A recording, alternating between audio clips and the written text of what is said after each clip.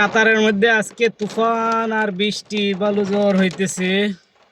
এই যে দেখুন, আমি তো গাড়ির থেকে ভিডিও করতেছি, তাই ভিডিওটা ক্লিয়ার না, কিন্তু টু মাছ বৃষ্টি হইতেছে, টু মাছ। কিন্তু এদিকে একটু কম হইতেছে, অন্যান্য এলাকায় বেশি হইতেছে, কিন্তু আমার গাড়িটা পুরাই কাঁচরা করে ফেলাইছে 5 মিনিটের বালু ঝড়ে। যেই বালু ঝড় হয়েছে, মানে কি আমি ভিডিও করতে চাইছিলামও, আমি 10 সেকেন্ড ভিডিও করতে পারি নাই, কারণ এত পরিমাণ বালু ঝড়। তো কাতারের ওয়েদার এখন, আজকের ওয়েদার বহুত খারাপ, সবাই দোয়া করবেন, কারণ ওয়েদারগুলা ভীষণ খারাপ। যে আমি আরব দেশে প্রায় অনেক দিন যাবত আছি, দেখুন আকাশের অবস্থা কি। কিন্তু এর আগে ছিল কালো গুড়গুড়ে অন্ধকার, কালো অন্ধকার ছিল। কালো অন্ধকারে আগের ভিডিওটা আমি দিয়ে দেব পরবর্তীতে।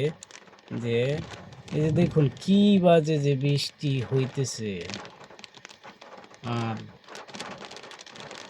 আর বাতাস, হেভি বাতাস, কিন্তু বাতাস অল্প বাতাস না, অনেক বাতাস, অনেক অনেক পরিমাণে বাতাস। অবশ্যই আপনারা আমার সাথে থাকবেন, আমার নতুন চ্যানেলটাকে একটু গ্রো করার চেষ্টা করবেন ইনশাআল্লাহ, আমাকে সাপোর্ট করেন। আমি আপনাদের সাথে আছি ইনশাআল্লাহ। যে কোনো জায়গায় টুকিনাকি সব নতুন কিছু নিয়ে আপনাদের সামনে আসব।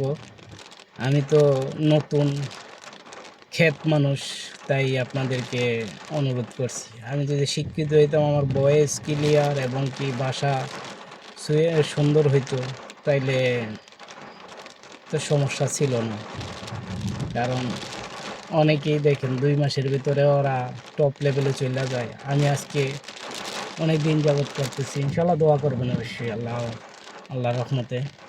আর কাতারের টুকি নাকি, বাংলাদেশের টুকি নাকি, যতটুকু আমার দ্বারা সম্ভব আর কি, ততটুকুই আমি আপনাদেরকে জানাবো সব সময়। যে আমি গাড়ি কিন্তু আমার নিচু জায়গার থেকে উপরের জায়গায় নিয়ে আসছি। এখন বৃষ্টির সংখ্যা, এখন বৃষ্টি আছে, মানে কি এর আগে ছিল কালো গুড়গুড়ে অন্ধকার, বাংলাদেশের মতো কালবৈশাখী জ্বরের মতো।